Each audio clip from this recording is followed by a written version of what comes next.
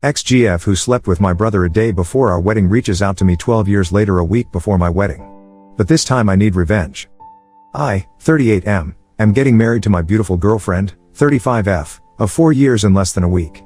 This is my second engagement. 12 years ago, I almost got married to my ex-girlfriend, 38F. She was my high school sweetheart and we'd been together for almost 10 years, so naturally, and we'd even lived together for 5 years. So naturally, I was ready to get married, and from the looks of it, so was she. My family loved my ex as well, so they were thrilled when I announced the news of our engagement. But it didn't happen because just one day before the wedding, my ex ended up sleeping with my brother, 34M. My ex had told me to spend the night before the wedding at a hotel while she stayed home, since she believed that we needed to stay separately to avoid bad luck, and I did what she asked of me. Unfortunately, or maybe fortunately, I'd forgotten my shoes back home and had to go back for them a few hours after I'd reached the hotel. When I went back home, I was surprised to see that the lights were out in the living room, since my ex hated turning out the lights while leaving a room and couldn't believe that she'd remembered. I went in and headed straight to the bedroom, since that's where I'd kept the shoebox, because that's how special it was to me. But when I opened the door to my room, I was greeted with the worst thing I'd ever seen. My ex was lying in bed with my own little brother and was so caught up in their act that they barely even noticed that I'd entered the room. Only after a few seconds did they notice me, but I'd literally frozen up and had no idea how to react. My world came crashing down around me, and as soon as I realized what I'd just witnessed, I made a run for it while my ex called after me.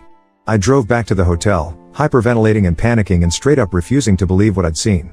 I was supposed to get married the next day, so this was just insane.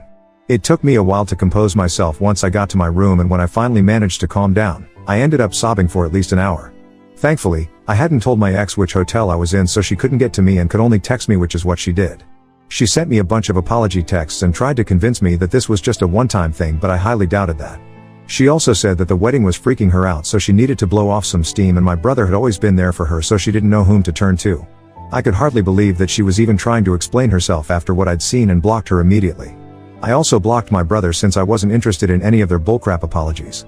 It took me a while, but I managed to pull myself together and canceled all the arrangements for the wedding first and foremost, because no matter how much money I lost, I was going to get out of this mess.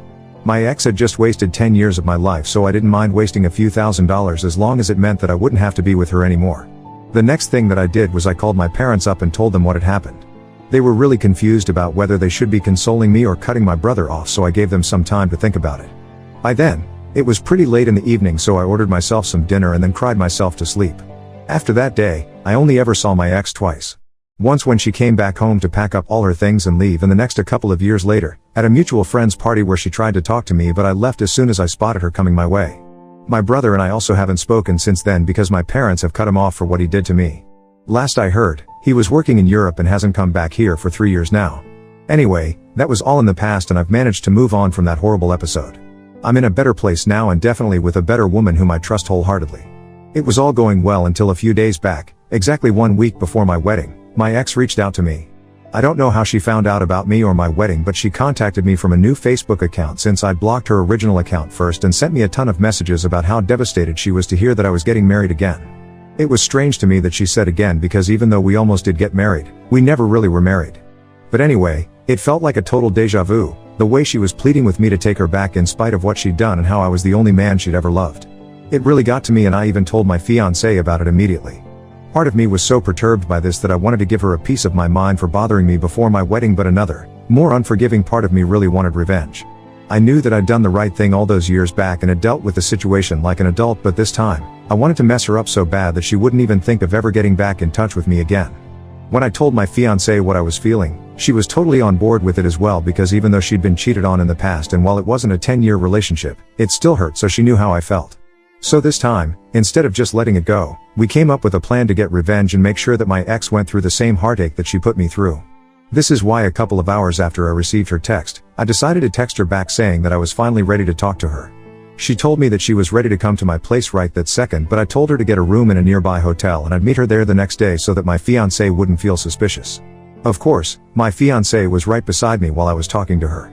She agreed to all of it, and so, the next day, I went to her hotel at the time we'd agreed upon. She seemed overjoyed to see me and was actually crying happy tears, but she'd be crying real tears in a couple of minutes. She sat me down and started explaining how she'd been so sorry about what had happened for these past 12 years and wanted to make it up to me, but didn't know how to get through to me until she heard from a friend that I was getting married again, and she just knew that she had to text me one last time or else she'd lose me forever. I listened to her intently and even pretended to be interested and held her hands while she spoke.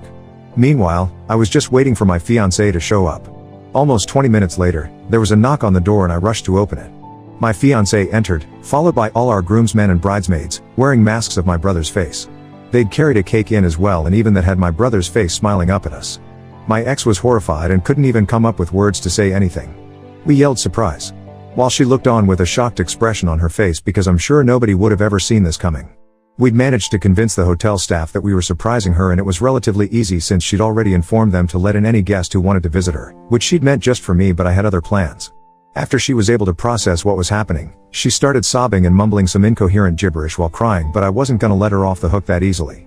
She'd had the audacity to message me just a week before my wedding, even after cheating on me with my own brother a mere day before we were supposed to get married, so now she'd have to face the consequences of her actions. I told her that this was what she deserved, and that if she thought she ever had a chance with me after cheating on me, then she was dead wrong. She had no business texting me after what she'd put me through, and I was glad that she was hurt by what I'd done because she'd brought it upon herself. I was really cold and curt while saying all of this, but she continued to sob and said that if I didn't want her back, then I should have just ignored and blocked her instead of going out of my way to humiliate her this way. But I didn't feel sorry for her in the slightest. Not then and not now. I told her never to speak to me again and then left her crying by herself in the hotel room. Now, I'm supposed to get married in 2 days, but some of my fiancé's friends want me to apologize to my ex since they think that the way I told her off that day was harsh, and no matter what she'd done, she didn't deserve this. My groomsmen don't share this sentiment since they've known me since middle school, and they're also well aware of how I had to battle depression and fight for my life in the years following my breakup with my ex because of what had happened.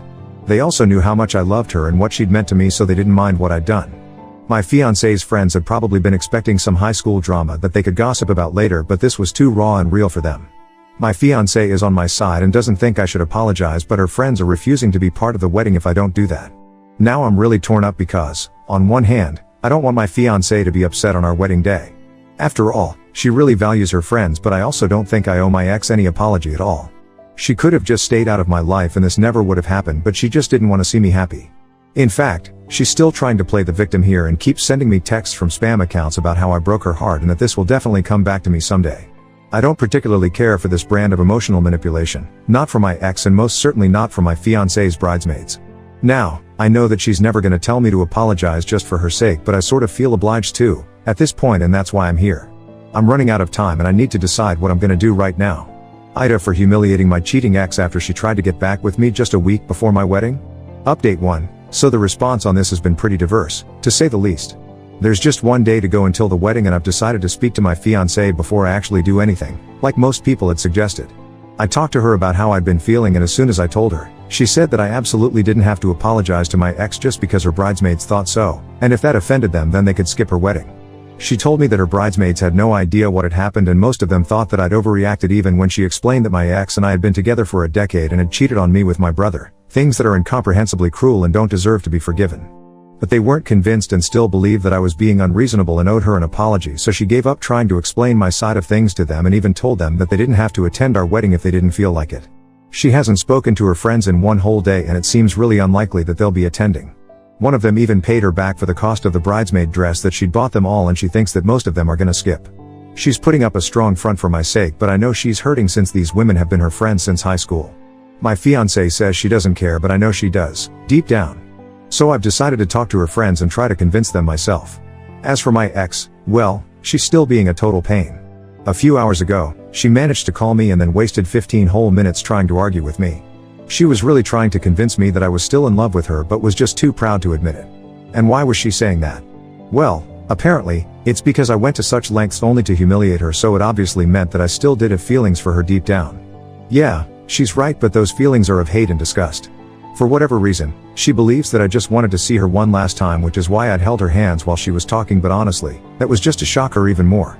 I literally laughed in her face while talking to her, hoping that she'd get the hint, but she kept on blabbering about how we were soulmates and that I needed to call off the wedding before I made a huge mistake. Honestly, the only reason I'm even entertaining any of this is so that she doesn't end up doing anything stupid. I've been trying to get through to her parents so they can take her away, but haven't been able to get through, so I'm just waiting for them to respond, and after that, I'll finally be able to get rid of her once and for all. Don't get me wrong, I still hate her, but I also don't want her to hurt herself. I'm not that inhuman. Update 2. Hey, guys. So, we're officially married now.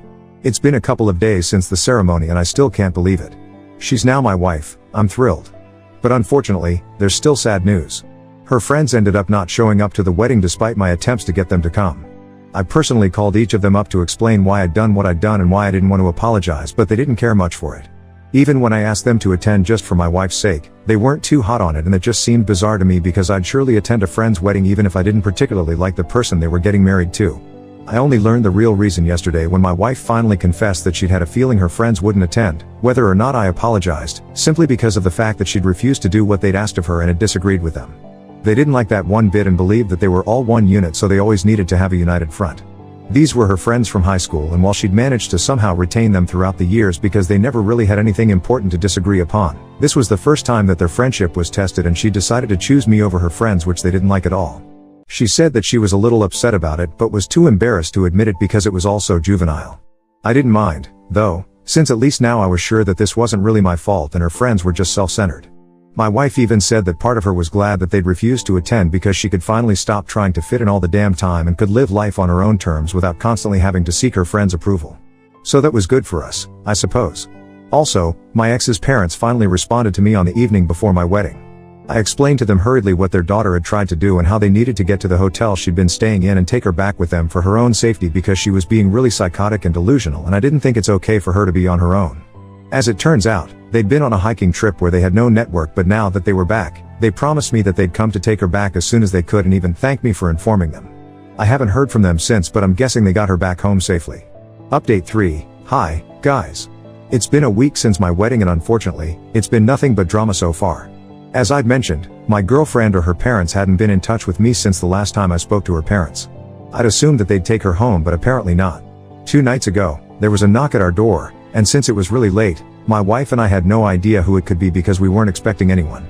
I made the mistake of opening the door before looking through the cameras, and when I opened up, my ex pushed past me and walked in with her bags. My wife was sitting on the couch and literally sprang to her feet as soon as my ex walked in. I was about to ask her what she was doing in my house, but before I could say anything, she told me that she was here to stay. She told me that her parents had come to bring her home a few days back, but she'd refused to go since she knew that I would take her back soon. My wife and I were stunned and had no idea how to react because of how crazy all of this seemed. She told me that her parents had tried to force her to go back with them, but she'd had a huge fight with them and ended up staying at the hotel. But now she was running out of money, so she'd decided to move to my place instead. The reason was that if I spent enough time with her once again, then I'd be reminded of the past and I'd fall back in love with her once more. I absolutely had no idea how to react simply because of how bizarre all of this was. My wife tried to speak to her, but she ignored her presence altogether and continued speaking to me, demanding that I let her live with us. I told her, as gently as I could, that I was a married man now and she couldn't just show up here to live with me, but she said that she didn't accept the wedding, so in her eyes, I was still unmarried. I couldn't believe that this was happening, but neither did I have the heart to kick her out because honestly, she seemed seriously unstable and it appeared to me that she needed help. So I sat her down and told her to wait in the living room while I went to the bedroom with my wife to discuss what we should do next. Thankfully, my wife was also quite sympathetic and knew that there was something seriously off about how my ex was behaving. She needed serious, professional help, and we realized it. I tried to get through to her parents, but they didn't accept my calls and texted back saying that they couldn't force her to come back anymore and she was clearly too psychotic to live with them, so she was on her own now. They were clearly embarrassed of her, and it was shameful how they were ready to just abandon their own daughter once they realized she was going through something. With no other option left, I decided to call my own parents, who showed up within half an hour. My ex had fallen asleep on the couch in the meantime, and that was really lucky since when my parents arrived, we decided to take her to a therapist as soon as possible because there was no telling what she was capable of doing at this point. My wife and I let her stay that night because honestly, neither of us could bring ourselves to hate her anymore because of how sad the whole situation was.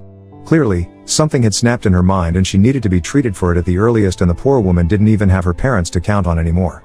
My parents and I took her to the hospital the next day, and she was still rambling about how she was glad that I was finally coming around and had even started planning our wedding.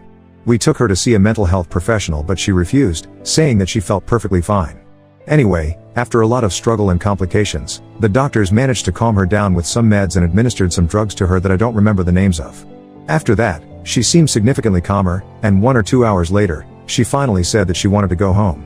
I brought her home and we let her rest in her room while my family and I sat in the living room, thinking about what to do next. My wife and I were really relieved when she said that she wanted to go home now, and even helped her pack her stuff in the trunk of our car, and we drove her home together. She was silent throughout, and so were we, because what could we even say in a situation like this?